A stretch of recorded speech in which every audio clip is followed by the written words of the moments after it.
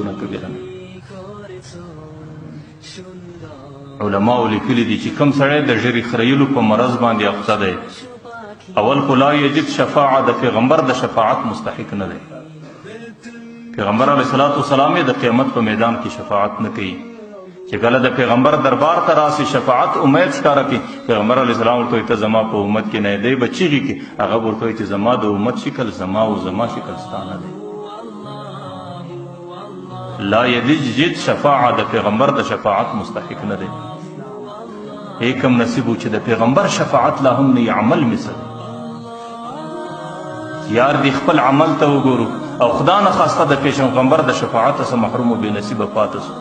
آخر که زما او ستا جهنم مقدر نه د چا به مقدر. ولا یشرب من حوضی، چې کم سړی په دې مرض باندې اخته دی هغې د پیغمبر د حوض کوثر څکه نشي کولی. ويعذب في قبره، د هغې دپاره د جهنم په اولنۍ مقدارو کې قبر عذاب د عذاب ځای دی. او یبعث الله نکرا ومنکرا فی غضب، چې قبر ته ورغلی نکر و منکر چې ورله راځي چې د ده دې رنګ و شکل ته وګوري هغه ورته ډېر د غصې په شکل